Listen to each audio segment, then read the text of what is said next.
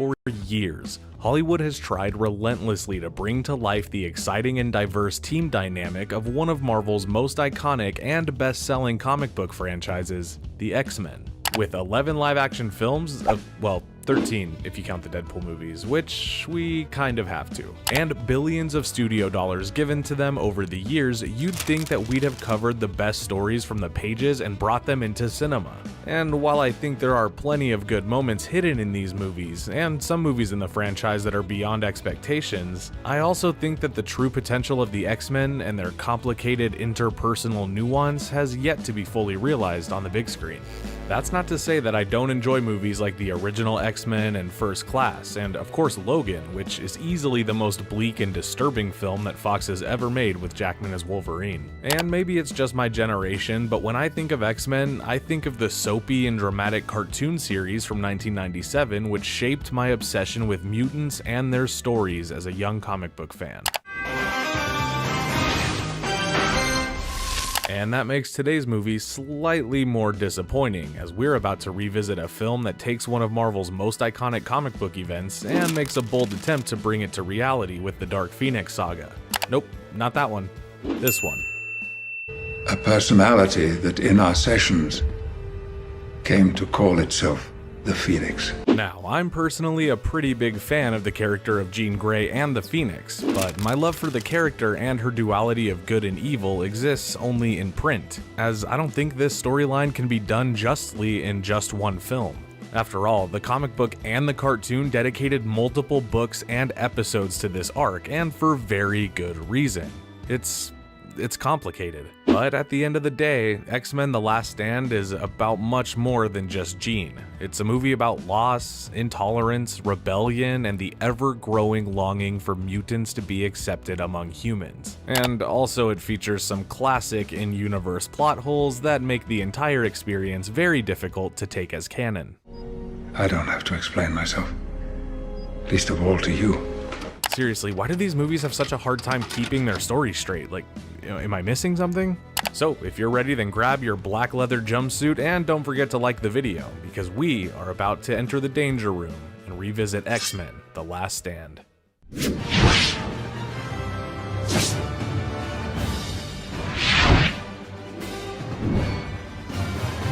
Okay, true believers, we're at the end of the original X-Men trilogy. If you saw our videos revisiting the last two films, you'll know that I'm a pretty big fan of the first film and not as big a fan of the second film. And in 2006, when this installment was released, I was expecting to see something more groundbreaking as a result of the rapid advancement of special effects in Hollywood and the increasingly experienced cast of celebrities who inhabit the roles. But instead, what we got is a bloated story that is packed to the brim with storylines that try to tie off the series with as little loose ends as possible. After the success of X-Men and the boom in comic book movies, it was inevitable that X-Men would continue its run in cinema with a second and third film. But when the director of the original films, Bryan Singer, chose to leave the project in favor of Superman Returns, Fox was at a standstill on how to end his trilogy. So they went to Matthew Vaughn, the director of Kick-Ass, Kingsman, and First Class. And he wasn't available. So instead, they got Rush Hour director Brett Ratner to step in to direct. Was this a mistake? Yeah. What have I done? But they also considered talent like Darren Aronofsky and Joss Whedon to take the helm. Poor Aronofsky just can't catch a break with superhero movies, can he? But after some development issues and having studio interference in full swing before even hiring an official director, the movie's writing was doomed from the very beginning. Really? I doubt that. When the idea to bring the Phoenix saga into the script was presented, Fox felt like it was too dark for a fun summer blockbuster and they scrapped the idea. It wasn't until later that it was watered down by subsequent unrelated plot lines and then it was approved to be in the story. And that just has the studio's lack of understanding of the X-Men written all over it. I don't want to play games with you. I want answers. You don't want to play games with me? Like I said, doomed. X-Men: The Last Stand is the third film in the original trilogy and picks up shortly after the events of the second film. The last time we saw the X-Men, they were struggling to save the day but just narrowly escaping a watery grave, with Jean Grey making the ultimate sacrifice to save her friends. She's gone. Don't! You don't say that! getting back. She's gone. No! The Last Stand uses those events to motivate the story while also trying to build up to an epic final showdown between the X-Men and the Brotherhood of Mutants and the US government. And I don't want to speak for everyone, but honestly, the government is completely out of whack in these movies. Nobody seems to have anything to say except mutant bad and human good, which would be fine if this wasn't the basis for literally everything that's happening in this whole trilogy. Xavier and the core team, Cyclops, Wolverine, and Storm, are grieving the death of Jean, and each character is handling it differently. But when Jean returns, she comes back different, darker. And upon her return, she's recruited by Magneto to lead the new Brotherhood on a fight for their freedom by destroying the government and their newfound, quote, cure for mutation. The X-Men need to band together one more time to save the day and bring Jean back from the dark path she's taken as the Phoenix. Don't let it control you. To set the story in motion, we get some flashbacks to the past and plenty of exposition to try rushing Jean's never-before-mentioned duality. You have more power than you can imagine, Jean. The question is, will you control that power? It's so frustrating, but it gets worse. Charles and Eric visit a suburban home, and we see that Charles still has full use of his legs. They're trying to recruit Jean to their school for gifted mutants, and successfully persuade her and her parents. Now, first we need to address the 2006 CGI de-aging attempt that director Brett Ratner decided to go with. Here's a hot take. It doesn't look that much different than Marvel's de-aging technology today. That depends if you think it's a poor attempt to replicate my work. Even for this group, that takes nerve. For real, I mean, maybe they've enhanced it for HD on Disney Plus, which would not be surprising, but it honestly isn't terrible. I mean, sure, it's a bit rubbery and overly smooth, but let's face it, that's just how Marvel movies look. I also think it's important to remember that the Phoenix has never been mentioned in these movies before, which makes the attempt to shoehorn it into this movie even more sad. For context, this is an entire saga in the X-Men comics and had a 5-episode arc in the cartoon, which was fully dedicated to that one story, as opposed to this movie which tries to balance the arc of Jean with a million other spinning plates. Things like a mutant cure, a war between man and mutant, a love triangle with Iceman, Rogue, and Shadowcat for some reason, and of course the incredible sibling-like rivalry between Magneto and Professor X. And that last one I actually love. Charles Xavier did more for mutants than you'll ever know. My single greatest regret is that he had to die for our dream to live. We also get an introduction to an iconic X-Men member from the original comics, Archangel, or Angel, played here by the underappreciated Ben Foster. Haven't we seen him and Rebecca Romijn in another Marvel movie before? I actually love this scene where we see a young Angel locked in the bathroom trying to surgically remove his angel wings before his father finds out that he's a mutant. It's heartbreaking, and yet it shows the current state of fear-mongering against mutants in this reality. And also, it sets up Angel's father as the man who's motivated to develop a cure. Scott isn't doing well after the loss of Jean. He's not teaching his classes at the school, he's not joining them for missions, and he's definitely not up for any of Logan's antics. Not everybody heals as fast as you, Logan. When he goes to the lake where Jean died, he senses her presence through telepathic communication, and then, a whopping 15 minutes into the movie, he dies. That's it. He just dies. That's what happens. Cyclops just dies. Tell me what happened to him.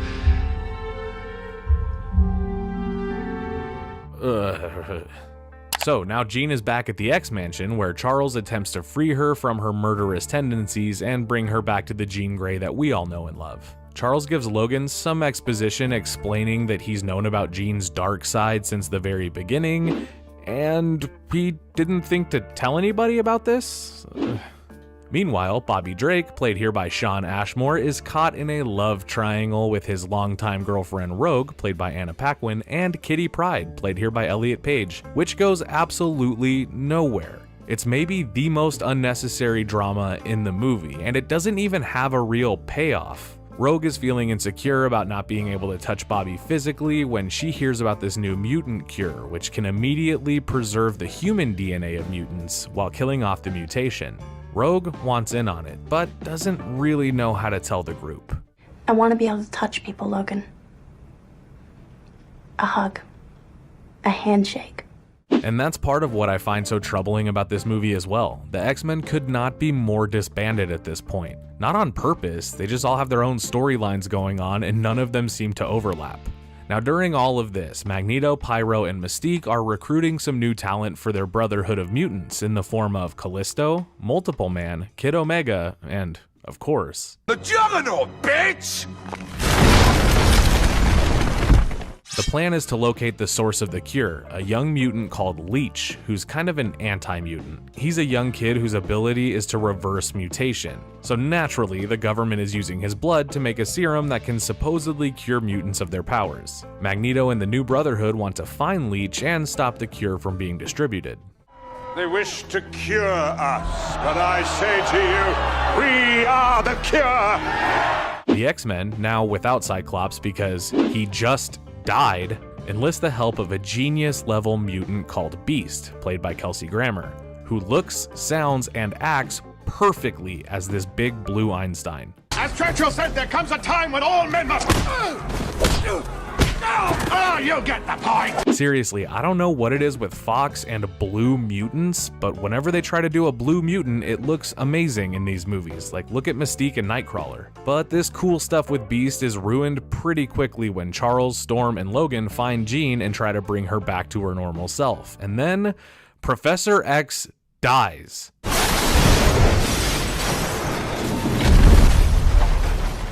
Well, not really, but we'll get into that. And you know what? It's not even earned. It's just as forced as Cyclops' ridiculous exit to this franchise.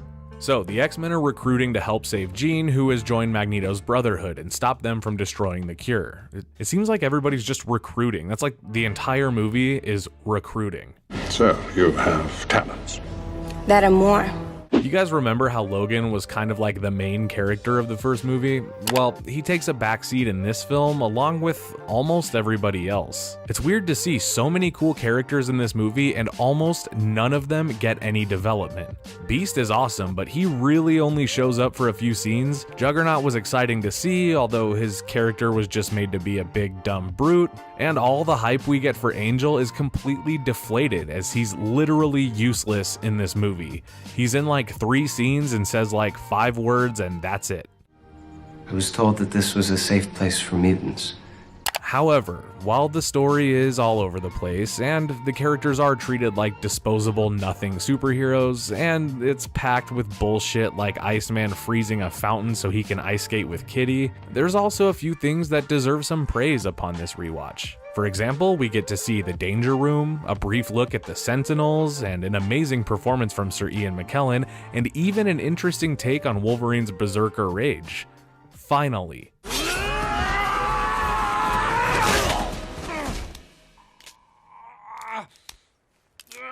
Now, remember, true believers, the X-Men was always envisioned as a soap opera. Serialized stories about interpersonal relationships between students at a special school isn't that far off from any one of the teen dramas we grew up on. But here's the issue.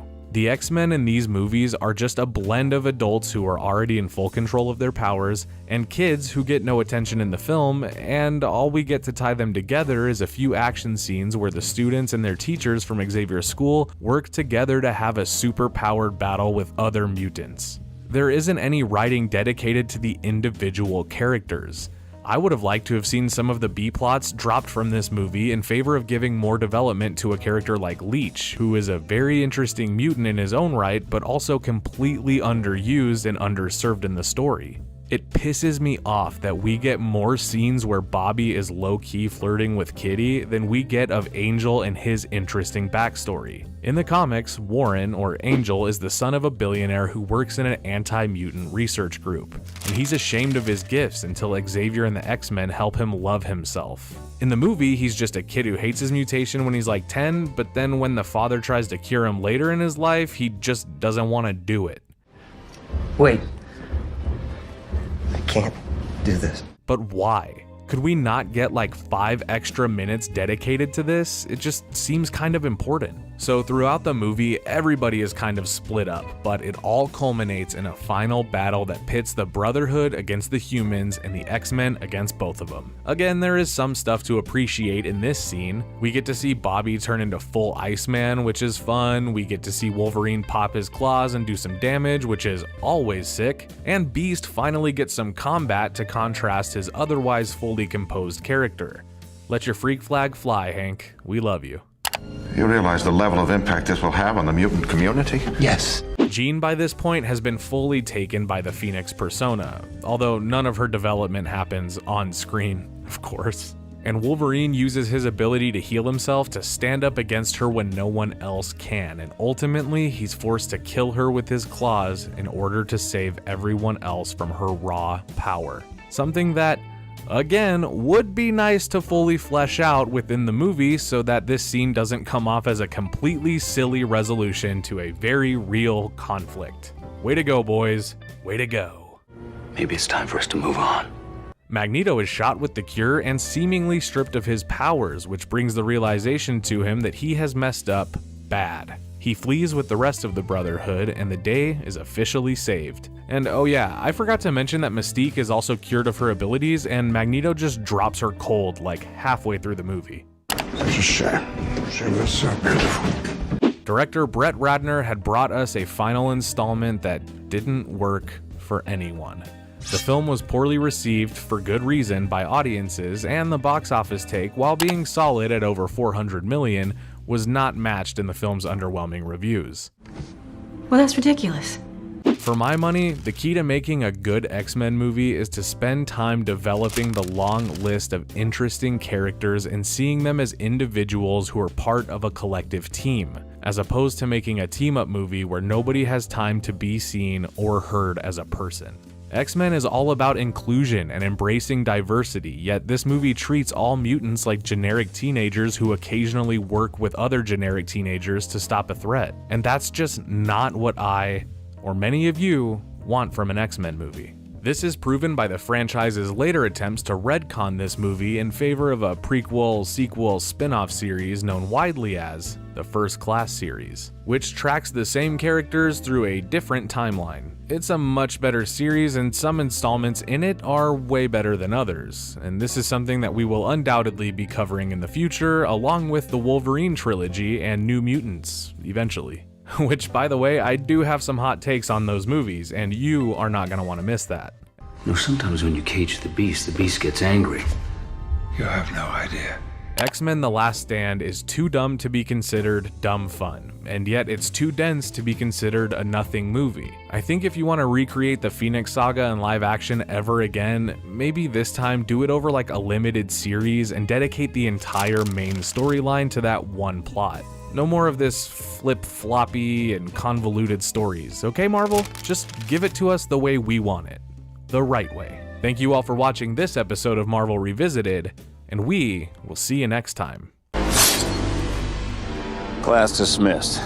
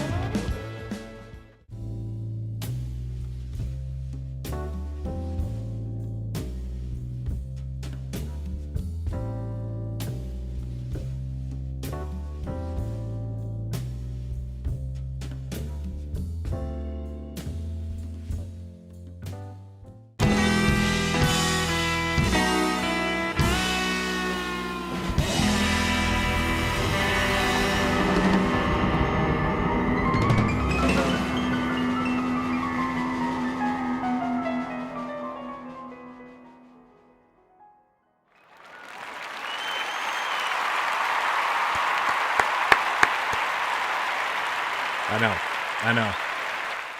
Hello, happy Friday, everybody. It looks like there's already a bunch of you on the stream. What's going on? Hello, welcome. Thank you all for being here once again. This is Friday Night Flicks. My name is Kier Gomes. I'm going to be your host for this evening. Guys, we got a lot of stuff to talk about tonight, so I hope everybody's ready to really geek out, because most of it is superhero related, which I have a very big love-hate relationship with, as I'm sure regulars of the show can attest to. So what is going on? Thank you guys so much for being here. Lots of good comments already. Hip Hop Legend is here. Hello. Thank you for being here and welcome home.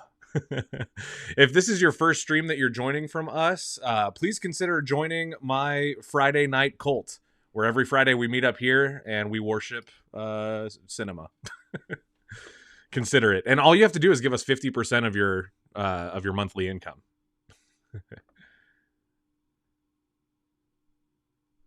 Nerd Cage Live is here. Hello, hello, hello. Thank you for being here. Big shout out. Dungeon Crawler. And here we go. I'm assuming that's what you're referencing. It's, you know, this is a movie stream, so you really could only be referencing one thing when you say such a thing. Yeah, and for that YouTuber with Kiki as the profile picture 06, first of all, welcome back, welcome home. Any returning people, you get a welcome home. That's for you. Oh, and same for you, Hip Hop Legend. Yes, you're home away from home. We're here. We're always here for you every Friday. Yeah, I would love to play some MF Doom on the stream, but unfortunately for copyright purposes, I don't see that going my way. But I'm a big MF Doom fan as well. I love this comment here. This is my favorite. I'm going to star this one. This one just warms my heart, you know, because this is also my home away from home. And as you guys know, I've been trying very hard for months, every single week, to make you guys my friends. And I feel that every single week I get a little bit closer to that. So here we go. This one is for all of you. You all get one of these. Hello there. Hello there. All right, we got somebody named Cora G in the chat. I appreciate you being here. Don't call me love, though. Please. Cartoon Man is here. Thank you, thank you. And to address this comment, my brother, there is a giveaway tonight. So if you guys are interested in winning some free stuff, stick around to the end of the stream. We're going to be doing that last after we get through all the stuff that we're going to talk about tonight. So yes, Cartoon Man, get your creativity hat on, okay? Because there is going to be a giveaway tonight, and I want you to win it if you can. All right, cool. I'm pretty much caught up on all the sweet comments, and then a bunch of you guys have put some good stuff in here, so I appreciate that. And I will be taking comments throughout the stream as well, so if you guys want to provide any of your opinions, thoughts, commentary on any of the stuff that we're covering, put it in the comments, put it in the chat, and I'll be kind of using that to guide us through tonight's live stream. Okay. Now, obviously, you guys could tell from the thumbnail, we got a pretty X-Men heavy episode tonight, which can only mean one thing, and that is that I am fully invested in the topics of tonight. So here's one to kick us off. You guys will probably hear that sound a bunch of times throughout the course of the evening. Trust, you probably will. So yeah, guys, if you didn't know, if you're living under a rock, something like hundreds of millions of people tuned in to the Marvel live stream just a couple of days ago. It was about a 5-6 hour live stream where Marvel just showed us a shitload of chairs. And you know, so I got pretty excited about it. I watched, I had it on in the background while I was working, but every time I heard a song come on, if you didn't see it, I'm not going to play it for you because there's really nothing to see. It was not like visually, there wasn't a lot going on. It was just information being very slowly drip fed to dorks like myself, okay, who were there to watch it. But here's what happened. It's a live stream. A figure comes from out of focus and puts a chair directly in focus. And on the back of that chair says, Chris Hemsworth, who, if you don't know, then you're living under two rocks. But that's Thor. So, and the live stream, by the way, the live stream was just called Announcement, which I thought was cool. It was ominous. It was weird. Yeah. Oh, thank you, hip hop legend. Yeah. So Chris Hemsworth gets revealed. Okay. So this eventually announcement it turned out to be the first round of casting announcements for Avengers Doomsday, Marvel's new big crossover event. Okay. The new Infinity War. But the stream, I mean, man, I would say like how overzealous and kind of presumptuous to plan for a 5-hour stream where just 27 names over the course of 5 and 6 hours are just, shown to us. There was one or two little gags, like Paul Rudd was announced and he had a tiny little chair, like, cause he plays Ant-Man. And then they did do some cool, like, musical cues, like the Fox X-Men theme song came and they announced a whole bunch of them. Although I didn't hear any X-Men the Animated Series theme song. And they're allowed to use that now. So that needs to be put into a cinematic score immediately, sent bootleg to my place so I can listen to it. And then if it's good, I'll tell you guys about it. That's how we're going to do that. And Feige, I know Kevin, I call him Kevin. If you're seeing this stream, which I know you're probably here, you might be Bootzilla or Hip Hop Legend. But if you're really Kevin Feige and you're watching this, just send over this score to my house. But do it in cinematic form, please. Morph would be a cool villain to see, or not villain, a cool X-Men to see in the movie. I wonder if they'll do it though, because there's also some Spider-Man 4 news about who a potential villain might be, and the sort of power set is similar. So, all right, guys, let's get into it. Cartoon Man, thoughts on Wolverine and the X-Men? If you guys don't know, that's an animated series, and it is very good. In fact, X-Men always have good cartoons. I've watched, I believe 3, maybe 4, but 4. I watched X-Men the animated series in the 90s, loved it.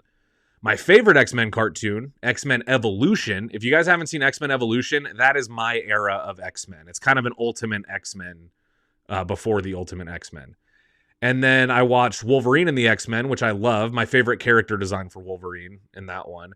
And then I watched X-Men 97, of course, the revival of the animated series, which honestly, pretty good. Almost as good as the animated series.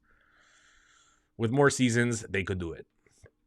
Yeah, Nightcrawler was announced. Yeah, let's talk about who was announced. Okay, so Marvel did this kind of this big old announcement, and some of them were more typical names, right? Anthony Mackie. Obviously, he's going to be in the movie because every Avengers movie needs a Captain America. And he's Captain America, like it or not, so he'll be in the movie. I don't mind. I didn't like the movie. I didn't like Brave New World, but I have no problem with Anthony Mackie as Captain America, except for the fact that he's fucking invincible. When the whole point is that he's like Captain America minus the super soldier, which also kind of doesn't make sense, but whatever, get over it.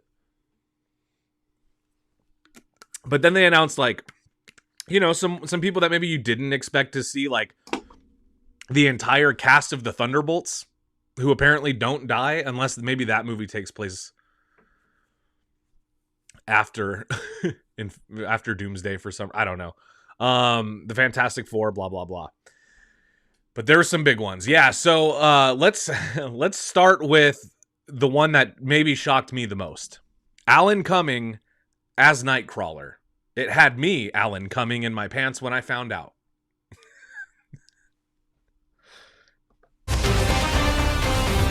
Okay. Yeah.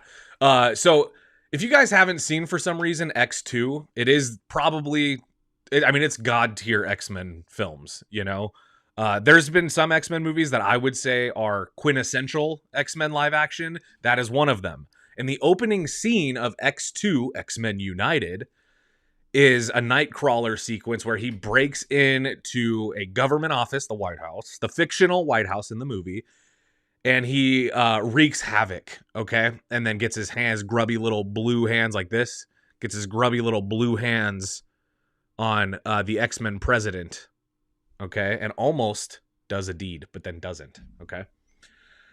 Listen, that was a lot of explanation. The scene kicks ass. I would show it to you here, but it's more than 2 minutes long. And if I don't show it in its entirety, there's just no purpose, because all I'm going to be doing, if I show you just a small clip, it's going to have you the whole hour of this live stream wondering, how good is the rest of it? And I assure you it's very good. So if you haven't seen it, please watch X2.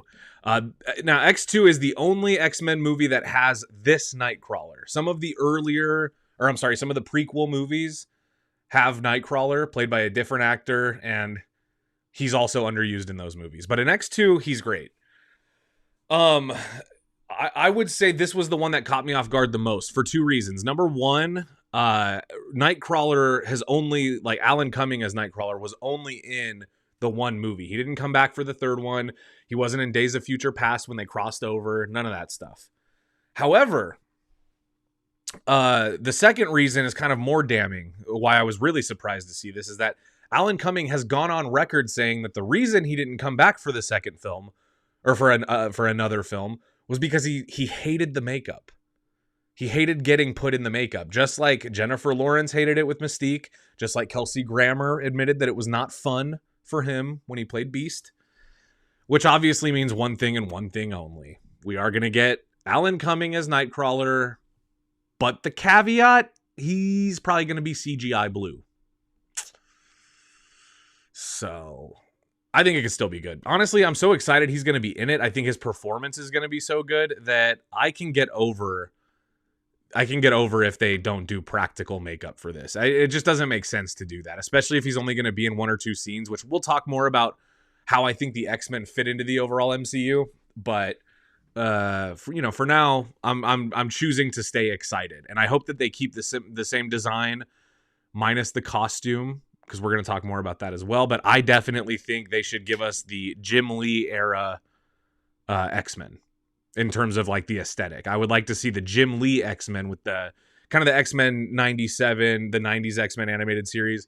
I would like to see like the prime X-Men with their golden blue suits. Yep, Gambit is also coming back. We'll talk about that as well. All right, so we got Alan Cumming announced as Nightcrawler. Now, I'm not going in any order. These are just, by order of excitement, okay? Not even by order of excitement. What am I saying? Just kind of, okay? It doesn't matter.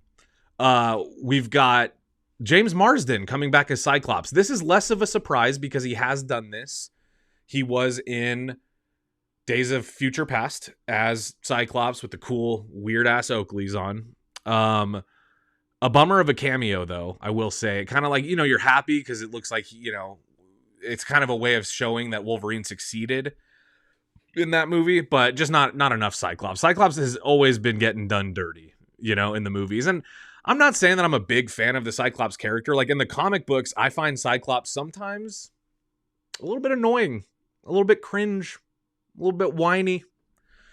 But I do love James Marsden, and I love him as Cyclops. And I think that there's a big opportunity here to see James Marsden in that Jim Lee Cyclops suit. We had somebody in the comments mention it before, and I totally agree. I need to see that gold visor, that big red stripe across it. I need to see the pouches. I want to see the gold sash, the Boy Scout sash. I want all of that. Oh, man. Yeah, No. James Marsden won't be too comedic. Cyclops ain't comedic, And James Marsden, he at least knows how to be Cyclops. He did a good job of that. Glindelbro wants to know, will the Punisher be in it? They did not announce John Bernthal or Thomas Jane, and obviously they can't announce Ray Stevenson. Rest in peace. So no, as far as we know, no Punisher, but who knows? All right, so we have Nightcrawler, we got Cyclops, we're getting Ian McKellen back as Magneto. Now this is where I kind of stopped and went, okay, are we taking this a bit too far? Because Sir Ian McKellen, one of my favorite Marvel castings of all time, Ian McKellen as Magneto. I love it. But he is like nearly 100 years old, right? The guy is old. And I don't know how I feel. Like at this point, I almost think it would have been cool. Bring back Michael Fassbender, who also was an incredible Magneto. Incredible. The second best Magneto, So I think it's weird. I like that Ian McKellen is going to be here. I hope they give him something to do. I hope they give him a few sassy lines, you know. But, I mean, him and Patrick Stewart at this point, dude, like these dudes, they're old. And it's, you know, this is kind of, I also think it's kind of like the, when I hear about like the Goonies potentially getting a legacy sequel and, you know, reuniting the cast for another adventure. And I think about that and I go, you know, there's the part of me that loves the Goonies and would love to catch up with the Goonies. But then there's also that part of me that's like, do I want to see men in their mid-50s going on a treasure hunt? I'm not sure. And it's, you know, kind of the same thing here with Magneto. And of course, Patrick Stewart as Professor X. Now, this one, again, less of a surprise. He was in Doctor Strange in the Multiverse of Madness. But dude, look at me get close to me, you guys. Get close to your screens. And if you're watching this with a partner, all of us will put our heads together. He was already old as shit in Doctor Strange in the Multiverse of Madness. Like, he looked like he was hanging on by a thread. No offense. I love Patrick Stewart. He didn't look like he was like spry, you know? He didn't look like he was still doing it.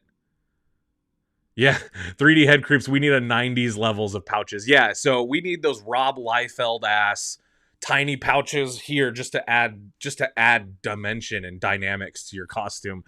I would love to see though some pouches. Wouldn't you? Like a Cyclops with a couple of pouches on his costume?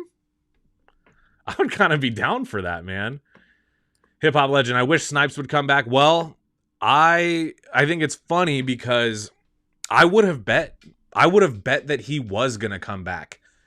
But I think what'll happen instead is Blade will show up, at least if not in Doomsday, then definitely in Secret Wars, and he will be played by the long-awaited Mahershala Ali. That's what I predict. I think Wesley Snipes is out as Blade finally, and it's bittersweet. I think the Blade, like the first two Blade movies, I still think are some of the best vampire movies ever made, and I love a vampire movie. You know, The Lost Boys is one of my favorite films. Okay, but Mahershala Ali, like, this is why it's bittersweet. I want Wesley Snipes' Blade selfishly because I love the character. I love those movies, some of them. But I also think Mahershala Ali will make a great Blade. And I don't want to, you know, like, I don't want to take Wesley Snipes' joke in Deadpool about being the one and only Blade forever. I don't want to take that and go, that's actually how I feel. I want to take that as a joke and go, it's because we know there's another younger Blade on the horizon that we can get excited about. Tales from the Hood TV, what's up? Thank you for being here. Yeah, Bootzell says, yes, this is too much, him and Patrick Stewart. Yeah, man. I know. It's getting a little bit, they're getting old. They're definitely getting old. Yeah. Gray Jedi says he was old in Lord of the Rings, talking about Ian McKellen, yeah. I like this. The Last Laugh says, oh, I don't know if I can even show that that's not, your profile picture is deceiving and it makes me uncomfortable. But he says Eld in Other Worlds. That's funny. Yeah. Look at you guys, man. A lot of you guys are like, he was old in this movie. He was old in that movie. I know. Hey, Be Positive 99. Hey, thanks for being here. Yeah, so we'll talk about who's not cast in this movie soon enough, for sure. Yeah, Mahershala Ali is already past 50, but I mean, Wesley Snipes is in his 60s by now. You know what I mean? So, or close to at least. So, all right, let's take a look though. Who else got cast in the movie? So we had, you know, Magneto, Professor X, Cyclops, and Nightcrawler. I was really excited about. We're getting Kelsey Grammer back as Beast. This was the least surprising because they already showed Beast at the end of the Marvels. He was the post-credit scene reveal when Monica Rambeau wakes up and Beast is like, oh, peculiar. And he looked not that great, but not terrible. Just not as good as, like, you know, not as good as it would look if it was practical. I said this in the pre-show video, and I mean it. If Fox understood one thing with X-Men, they understood a lot of things with X-Men. Like, Fox, I think, for the most part, not for the most part, but Fox definitely did some good X-Men. Okay, they've given us some great X-Men. But when they do blue characters, they did them the best. Nightcrawler looked amazing. Mystique always looked amazing in every movie. Beast looked amazing, at least in the Kelsey Grammer Beast. I think the design of Nicholas Hoult Beast was awful. I talked about that in a video. Yeah. Yeah, Azo hunted, or Azo. Yeah, dude, you got me. You busted me there, man. I for sure got uncomfortable when I saw the picture, and thank you for enjoying that genuine reaction because I was freaked out, man. If you guys didn't see, one of these avatar pictures is very scary, very deceiving. All right, now to add to the roster of blue X-Men showing up in Avengers Doomsday, a very green feeling movie because of the Doom element, but Mystique, but not just Mystique. Mystique played by Rebecca Romijn, or Rebecca Romijn, if you've never heard her name said out loud. This is good for me. I think Rebecca Romijn, she's a little older now. She's of a certain age or whatever. But Mystique, you cannot tell. Plus, she'll be shape-shifting, so she'll be other actors at times. But I think that with Mystique, with all the scales and the blue and the yellow eyes, and I think the scales really hide any signs of aging. So for Mystique, she could kind of be any age as long as physically she can maneuver and still do those high kicks in combat. I think that'll be okay. Yeah. Well, you guys really liked my reaction to that obscene profile picture, huh? I liked the picture, but until I couldn't tell what I was looking at for a while. All right, then it got announced to kind of cap off some of the X-Men. It got announced that Channing Tatum will be in this movie as Gambit.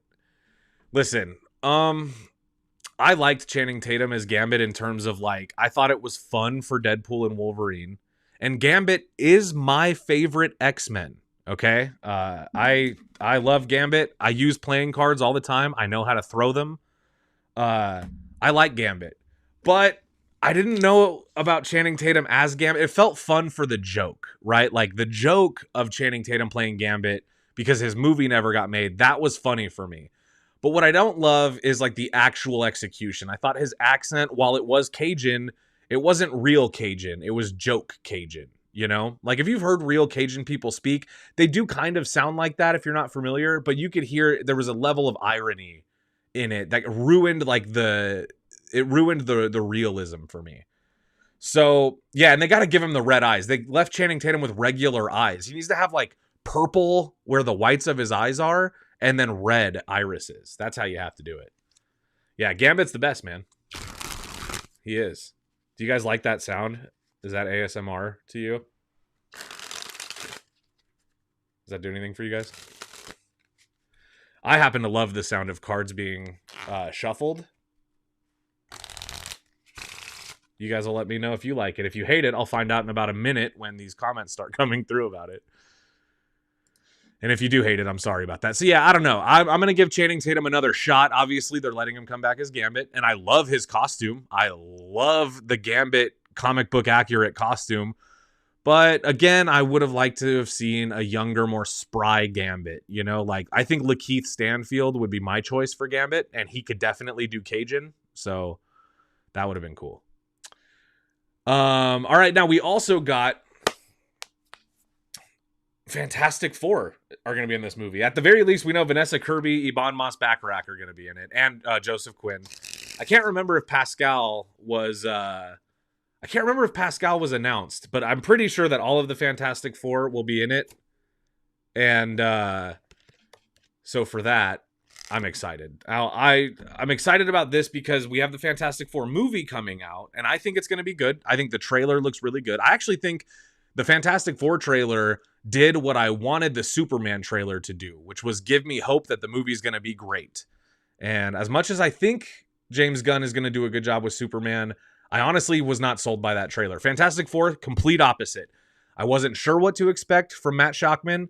And then it's Matt Shakman directing it, right? From WandaVision? I think so.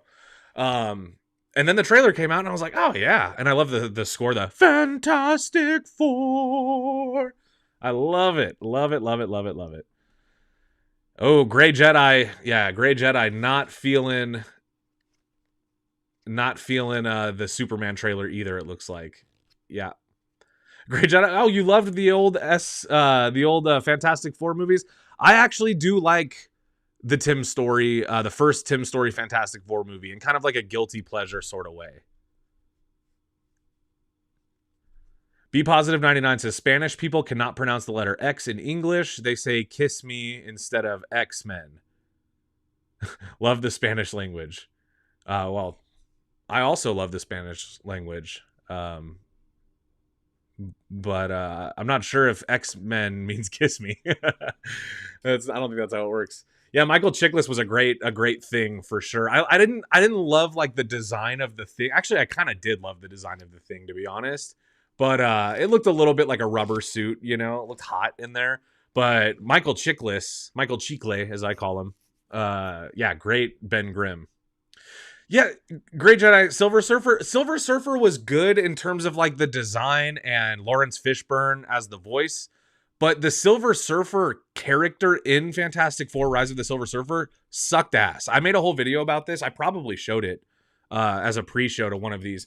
The thing about Rise of the Silver Surfer that I hated was that the Silver Surfer started off as he works for Galactus. He comes and scouts out the planets and then signals to Galactus through his, being, signals out, you can come eat this planet. It's safe for you to eat. Right? He's like a nutrition coach for the galaxy eating Galactus. Problem is, he's doing it because his girlfriend, his lady, is being kidnapped by Galactus. Is basically like, I'll let your girlfriend survive, but I'm going to eat your planet, but I'm going to leave you and her alive if you go scout these and be my nutrition expert. But then as soon as the Silver Surfer meets Sue Storm, as soon as he meets Jessica Alba, he falls in love with Jessica Alba. He like sees her and is like, oh, never mind. I want to save this planet. Huh? Why? What? Because a pretty girl was nice to you? I think that's what I said in the video. You want to save the planet now because a pretty girl was nice to you? Get over yourself, Norrin Rad. More like Norrin Bad in that movie. Okay. Now, let's talk about who's not in the movie. According to not according to anything, but in the casting announcement live stream, there was no semblance of any of these three Spider-Men, okay? So if you can get me pictures of Spider-Man, I'll pay top dollar. But Andrew Garfield supposedly is not Spider-Man anymore. He did his thing, which he lied to us about, and then now he's not Spider-Man. I think he's still going to be Spider-Man. I think we can fully expect to see him again. Same thing with Toby even. I do. I actually think these guys might show up in the next Spider-Man movie, which we're also going to talk about shortly. Rosa G is here. Hello. Hello. Thank you for being here. And I hope you're having the best night ever. Thank you guys all so much for the comments, by the way. Yeah, so no Spider-Man announced. Now, I did hear a rumor. This kind of leads into what we'll talk about with Spider-Man updates. I did hear a rumor that Spider-Man 4... Now, this is coming from a scooper that I don't really fuck with. But Jeff Snyder says that Spider-Man's not in Avengers Doomsday because his movie, Spider-Man 4, whatever that's going to be called, takes place at the same time as Avengers Doomsday. So if that's true, here's what that confirms. Spider-Man 4 takes place in a different reality, right? Because it obviously would have to. Spider-Man would have to be there if they're facing off against Doctor Doom, right? He would have to be there. Big shocker. Speaking of shocker, or not speaking of shocker, I actually though there was a small kind of update on Spider-Man 4. Let me go to. There was kind of a small update on Spider-Man 4 that the Chameleon might be the primary villain of the movie, which would potentially rule out Sadie Sink. They could gender swap the Chameleon. I don't know why they would, but I also don't know why they couldn't. Like, nothing about the Chameleon is specific to him being a dude, so I guess it doesn't really matter. But they're saying that the Chameleon will likely be the villain of Spider-Man 4, and they're also saying that they can't or won't call him the Chameleon because they're afraid, because the Chameleon was in Kraven the Hunter, that movie that just tanked with Aaron Taylor Johnson. So I don't know. I think it would be weird if think it'd be weird if you have a multiverse, like a big multiverse movie with 3 Spider-Men and they're trying to take out the Chameleon. That doesn't seem right to me, but then again, I don't know. I don't know. And I have faith. I like what they did with Mysterio. Definitely. All right, so yeah, no Spider-Man in the movie, which I do think is weird, but I also think they said that they're gonna be like doing more announcements for more cast. Robert Downey Jr. like did a tweet, and they said something like, "Yes, we have more that we've not confirmed," something like that. Lawrence Fishburne was Cowboy Curtis. He also was the voice of the Silver Surfer. Okay, I'll stop messing with the cards. I don't know if you guys love it or hate it, but you know, for some of us, it's a nice distraction from having to look at my giant head. Yeah, no. Now I want to know what you guys think about this. Let's talk real quick about, and then we'll move on to some of our other topics. But let's talk really quick about if this is to be the primary cast, at least the ones that Marvel felt necessary to announce first for the new Avengers crossover event. It's like weird to call it a movie, right? When there's like this many cast members. Is it possible that this is going to be like the whole movie would take place in an alternate universe that's not 616? That's kind of what I'm wondering. I think that if, especially with Spider-Man 4 coming out same time, same summer, I'm wondering if what'll happen is neither movie takes place on 616. Because it's the multiverse saga, they can kind of do that. And the result will be by the end of Avengers Doomsday and Avengers Secret Wars, the birth of a new primary universe, a new sacred timeline, a new 616. That's kind of my theory. I would probably have to watch for a bunch of Easter eggs and like Loki and everything in the multiverse saga to fully develop my theory. But my theory is that both movies will not take place in 616. They'll take place somewhere else, but the events of whatever happens in these movies will lead to the birth of a new 616 where mutants have always existed, the Fantastic Four have always existed, and the Eternals are gone because clearly Marvel has no plans on doing anything with the Eternals. None of them are coming back. Big shocker. We're getting Shang-Chi, which I'm excited about. We're not getting any of the Eternals. No Harry Styles for us. No Barry Keoghan for us. No Angelina Jolie for us. No, what's that one Irish guy's name? Richard Madden? Is it Richard Madden? No him either. He's not coming back either. Grey Jedi, who will go to the cinema to see it? I mean, I'm going to have to, you know. I think that, like, these are movies that I don't even get that excited about Marvel movies anymore, you know? Like, I've been let down recently too many times. And it kind of like, you know, to where like now a new Marvel movie comes out, I just get exhausted. I don't even feel like excitement. I just go straight to the part where I'm exhausted. But this is a little bit different because they're bringing back my X-Men. You guys want a different sound instead of that one? Here, how about, can you guys tell me what movie this is from?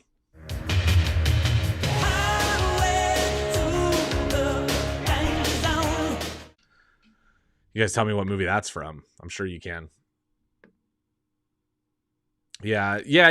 I mean, here's the thing. Yeah, so like I was saying, I don't get that excited about these movies anymore because I just don't know what the quality is going to be, but I still go see them at the movies most of the time, not all of the time. You know, like I don't know. Like some of them I feel like I have to see, you know, like Captain America. He's kind of he's like a main player Avenger. You know, I'm watching Daredevil Born Again right now. That's got me, if anything has me MCU hyped, it's Daredevil right now. Yeah, okay, you guys all caught it. It was from Top Gun, by the way.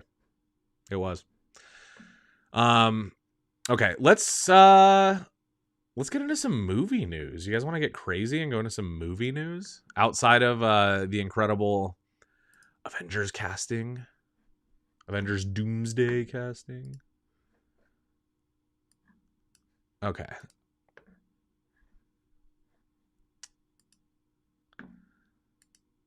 Okay. Let's see what else we got. So yeah, if you guys didn't, by the way, don't watch it like the live stream that Marvel did. Like, don't waste your time watching it. You can find now a condensed list online of all 27 actors that they announced. If you guys want a full list of who was announced, go read this article and it's in there. But I thought this was interesting. This was something I wanted to share. They're in the middle of filming a new season of Daredevil right now, Born Again. Obviously, the public has only gotten 6 episodes. I've only seen 6 episodes. Like, I didn't get any special Disney screener for the show or anything. So I don't know how it ends, but I do know that this look at Charlie Cox sporting this new costume for season 2 has me pretty stoked. Pretty damn stoked. Now this, I love it. I don't know what else to say besides he finally got the comic book accurate double D's on the chest. We gave Daredevil a good set of double D's. I'm not the first one to make that joke, but if you're hearing it here for the first time, I'll take the applause. Yeah.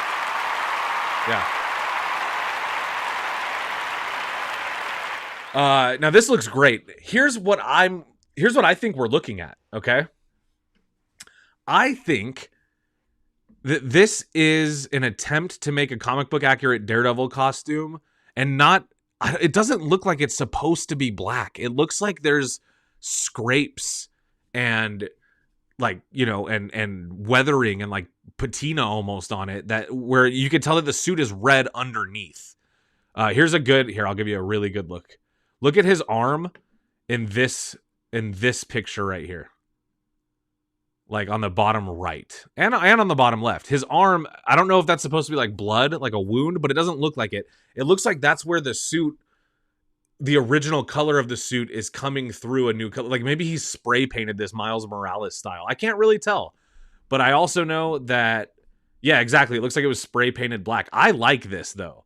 And I like the stencil double D's on the chest. I really do think that adds something to this, because right now, the Daredevil suit is very cool. At the end of episode 6, he puts on the Daredevil suit, and it looks cool, but it's very tactical still. It still looks like a tactical suit that's just red.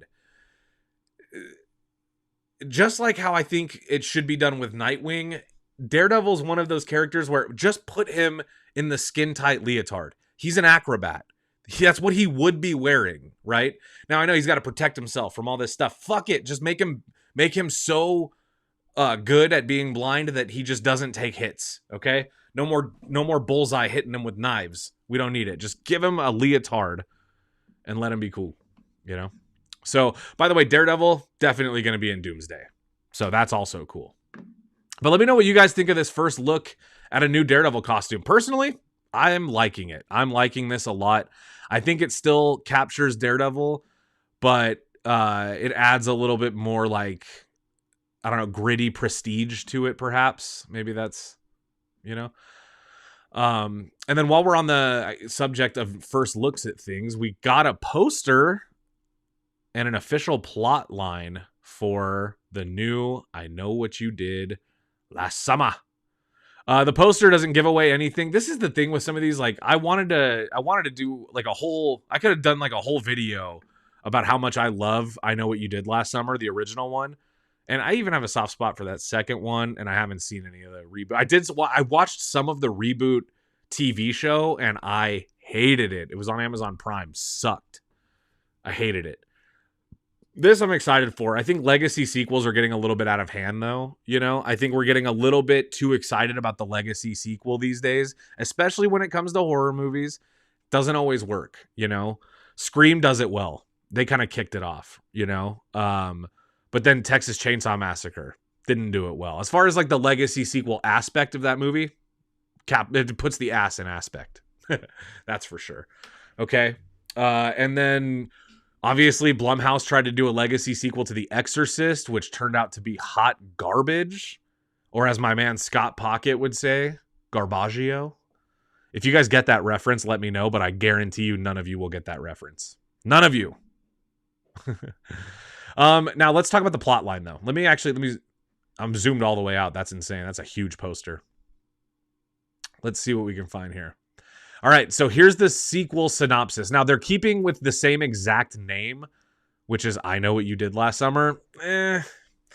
Scream did it too.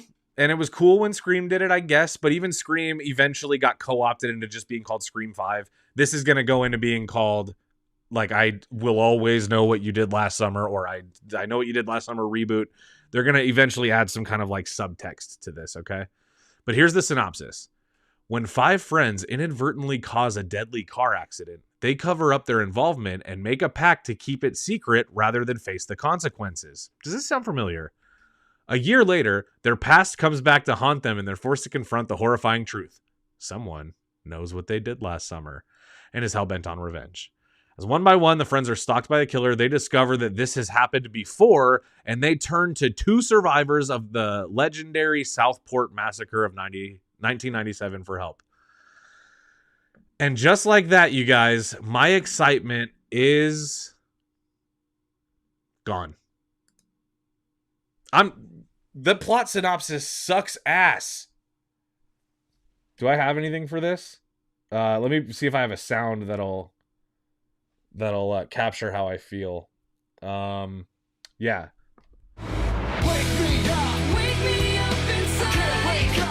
Just my inner emo coming out because I'm so fucking emotional. I'm so pissed about this, guys. It sounds stupid. It sounds dumb. It's the exact same plot synopsis. But this is what they did with Scream 5. Scream 5 was good. But you can do this with Scream 5. It's kind of a meta deal. And I admit, Kevin Williamson, you know, he surprises me. He's got tricks up his sleeve that even I don't know of. So it could be good, but man, I was really, it chapped my ass big time. I read that plot synopsis and was like, that sounds so fucking redundant. You know, just watch the 1997 film. It's so good. Still, so good. I know what you did last Easter. Yeah, Tales from the Hood. I know what you did. I know what you did last St. Patrick's Day. Here on this show, we call it, I know what you did last Friday night flicks. Okay. Yes, I saw you guys. I saw you guys asking about Final Destination. Let's do it. I happen to have here. I'm not gonna play this trailer with sound, but if you got, I'm gonna let it run, but not with sound for copyright reasons. If you guys haven't seen yet, though, we did get an official sequel. Imagine that. But this seems like this is what I know what you did last summer failed to do, was to go, let's do the same thing again that worked, that people responded to, that they enjoyed. Let's do that, but let's make it good. How about that? Why didn't I know what you did last summer try that? Their plot synopsis is fucked. Their plot synopsis sounds like they just have been asking for years to reboot the movie, and finally somebody went, fine, we'll let you reboot it, but only if it's a sequel. You know? Oy. Not a huge jump in quality for I Know What You Did Last Summer, but hopefully for Final Destination Bloodlines, you know, there's hope. It looks like Chad Stahelski might be bringing Blade to the big screen finally. I doubt it, to be honest.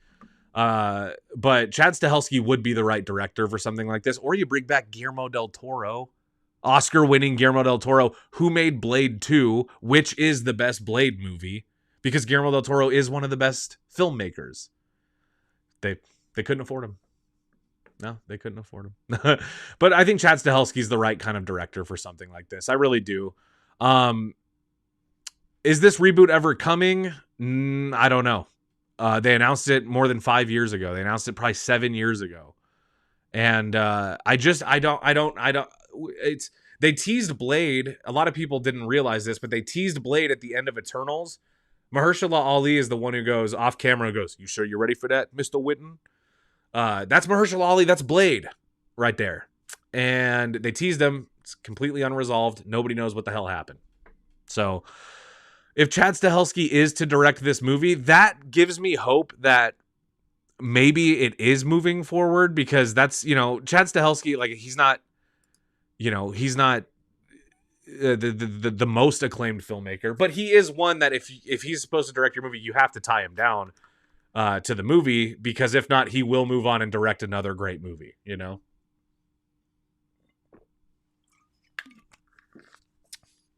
Or he'll be a jerk. We don't know. But I mean, I guess in either case, I don't think the movie's going to get made, so I guess it doesn't matter. I think this is going to be one of those movies that turns into a Marvel special presentation that's 60 minutes long down the road. That's my guess. Now, I also wanted to talk about this because this got me excited. This was something that I was excited until I finished reading the headline. Zoinks! A live-action Scooby-Doo origin series. I was like, yes, finally, is unmasked at Netflix. Let me tell you why I don't like this, okay? I love Scooby-Doo, and I'm not gonna be the 30-something-year-old dude who's complaining about a child's cartoon, okay? But I will tell you, I love Scooby-Doo. I'm a big fan of the Scooby-Doo lore. I'm a big fan of the characters of Scooby-Doo. They even have comic books that I have read and enjoyed a little bit, you know, in like they're not like, you know, they're not masterpieces, but they have some good, silly, and spooky comic books, you know. My fear is that what Netflix thinks they're going to be doing here. In fact, I almost know for fucking sure this is what's going to happen. I'm getting upset talking about it. I think Netflix is going to give this the same treatment that they gave Sabrina the Teenage Witch, which, if you don't know, they made a reboot to Sabrina the Teenage Witch, and it was called The Chilling Adventures of Sabrina. I thought that show had potential. I thought the first season was really good, and then I think it turned into fucking Riverdale after that. And that is what I'm so afraid of. I'm afraid that this is going to become a dark and twisted... I'm afraid of Velma live action. I'm afraid they're going to make Velma, that TV show on HBO, that shitty cartoon, they're going to make that live action. Or they're going to have this weird thing where they're like, yeah, it's Scooby-Doo, but because it's dark, we're not going to have the dog talk. Or we're not going to have Shaggy be silly. We're going to have him be, I don't know, a stoner. Or we're not going to have Fred be, you know, a Boy Scout. We're going to have him be a closeted porn addict, or like, you know, like they're gonna try to add these like dark edges to these characters. And, you know, can that work? Yes. Could you work that into a narrative that kind of makes sense for a realistic Scooby-Doo? Yes. And is all of what I'm saying speculation? Yes. But don't do me dirty like that. Give me something. It doesn't have to be super campy. It doesn't have to be like extremely silly. I just would like to see this, if they're gonna do it, become something more like expandable. You know, maybe you start with the characters young. You don't over muddy the characters to where they're unlikable like the Euphoria teenagers. You know, maybe try to make it somewhere in between, and I'm okay with that. But, you know, Netflix, it's hard to say what you're gonna get from them, because for every, you know, Stranger Things, there's Is It Cake, and for every I don't know, what's another elite level Netflix thing? For every Adolescence or Baby Reindeer, there's a Riverdale or a Chilling Adventures of Sabrina, you know? So it's kind of hard to see what you're going to get. Yeah. Look, Fillmore Pockets. That's exactly. Yeah. That's kind of what I'm here complaining about. Thank you for showing up, by the way. You're never late. We're here for you until we're not. So you're just on time, brother. Yeah, they're giving Scooby-Doo I mean, this is unconfirmed exactly what the story or tone is, but Netflix is rebooting Scooby-Doo with some kind of origin story. And I don't know, man. I kind of would like to think that it's going to be better than this. Like, I don't know, man. Like, I don't know. I like the live action Scooby-Doo movies, like the ones that James Gunn wrote. I like those movies. I especially like the first one where they go to Spooky Island, you know?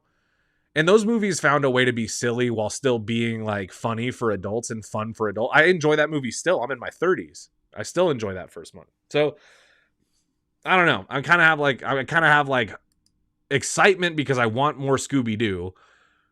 But a little less excitement because it's you know, it's Netflix and it's Netflix sensibilities, and that I don't know about. And finally, another thing I don't know about, Vin Diesel. Another thing that if you guys are regulars at Joe Blow Originals, maybe you've seen the epic Fast and the Furious saga video that I made a couple of years ago. I reviewed every Fast and the Furious movie in one video. I watched all of them. I talked about all of them. And one thing that was almost a complete constant, not entirely, I'll give some credit, not entirely, but almost a complete constant was I could not fucking stand Vin Diesel. Listen, dude, I don't know what it is. Something about Vin Diesel, something about Dominic Toretto pisses me off. It makes me grate my teeth, you know? I don't know if it's that Vin Diesel has a classic case of like main character syndrome, and everybody who writes these movies takes way too many notes from Vin Diesel to make Dom the coolest, but smartest, but most sensitive, but most badass guy in the world. But like, dude, you're throwing all of these things out. Like you're tough and, you know, and rock hard, you know, but you also have a heart of gold and you're soft in the middle when it comes to Michelle Rodriguez or your family. But you'll blow up a tank, but you absolutely will not kill someone who doesn't deserve it. No way.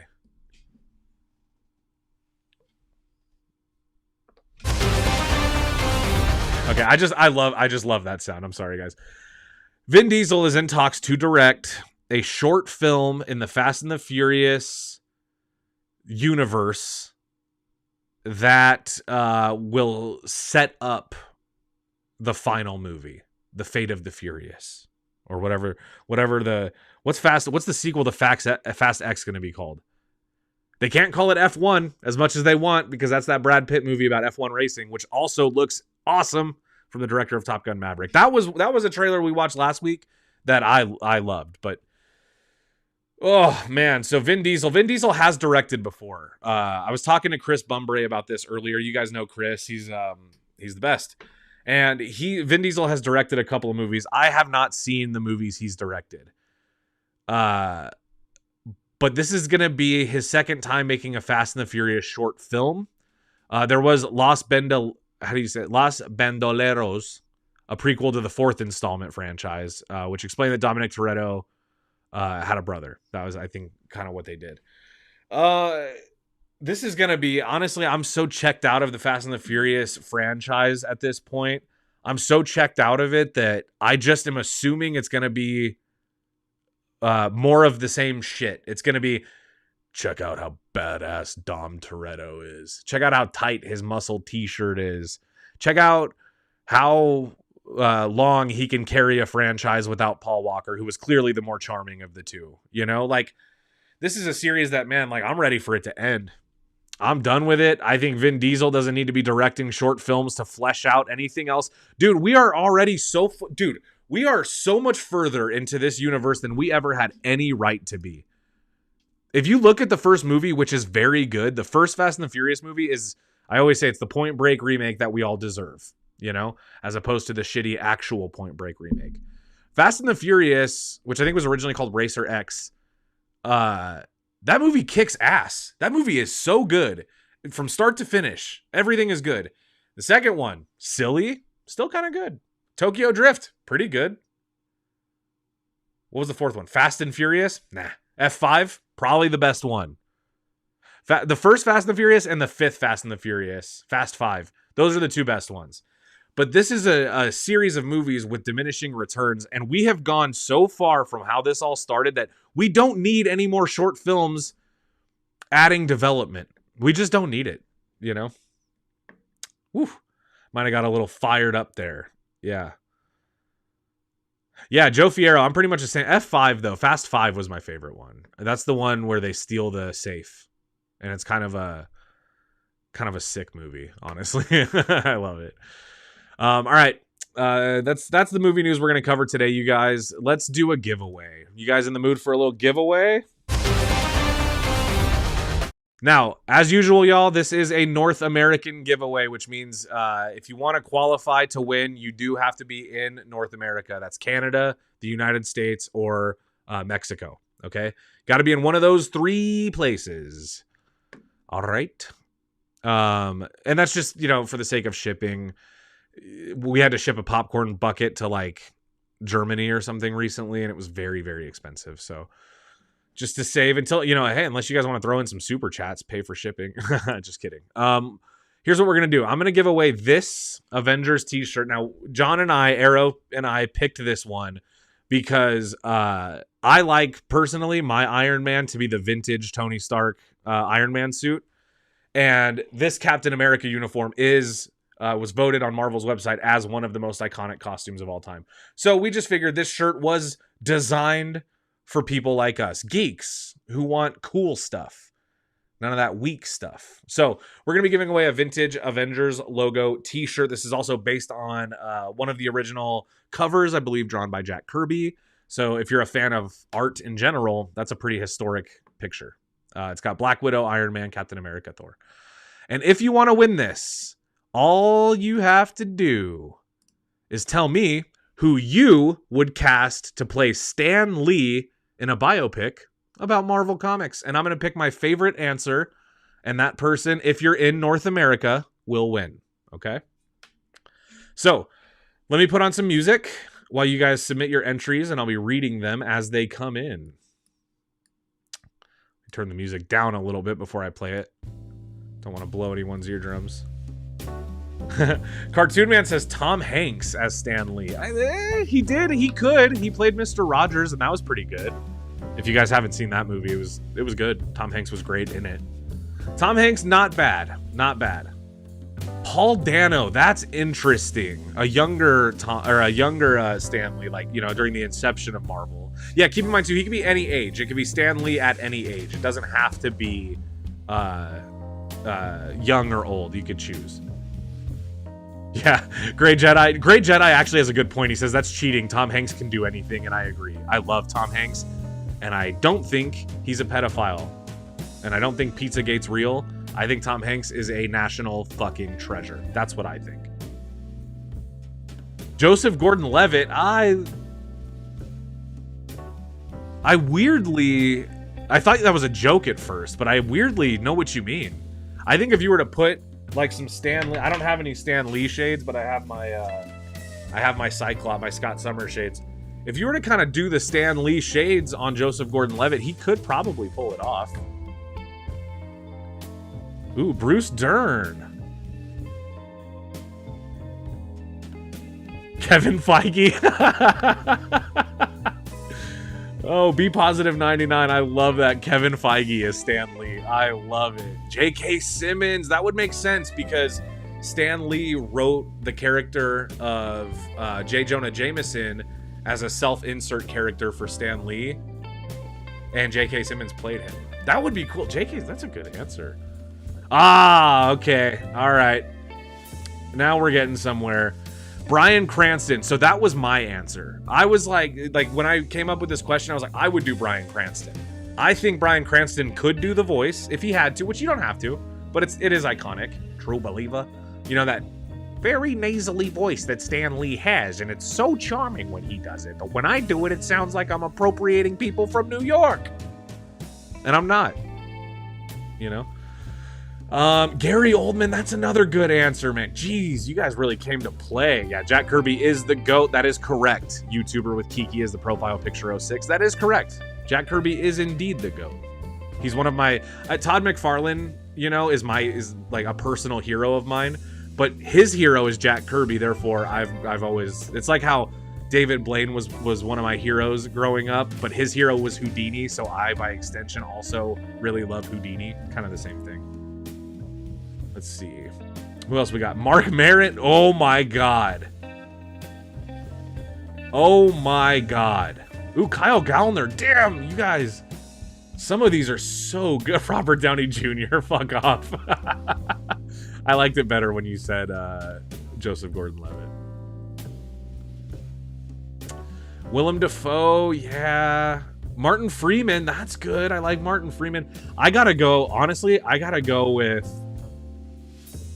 Where's it at? I gotta go with 3D Head Creeps. This is the winning answer for me. As long as 3D Head Creeps, I need you to confirm for me just right now. Are you in North America? Are you in Canada, the United States, or Mexico?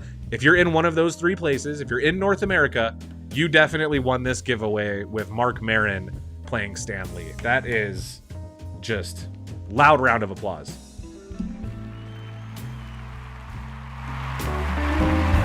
That was good, man. Really good. So, yeah, let me know if you can confirm for me in the comments 3D head creeps, let me know that you are indeed in North America, and I'll tell you how you can win, or how you can claim your prize. So let me know. Really good. If you guys don't know who Mark Maron is, please familiarize yourself with the guy.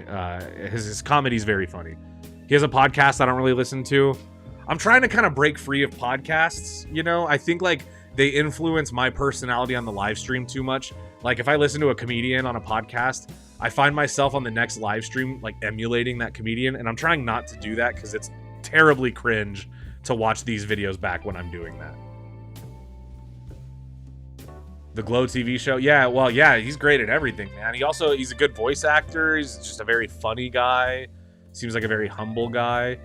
All right, 3D head creeps, you are in the US. Woo! All right, man. Well, you won the giveaway. Congratulations on that part of it. All you have to do, if you want to win, or if you want to claim your prize, which is this t-shirt here, go ahead and send an email to arrow@joeblow.com. That is John Fallon, the producer of the show, also a personal friend of mine.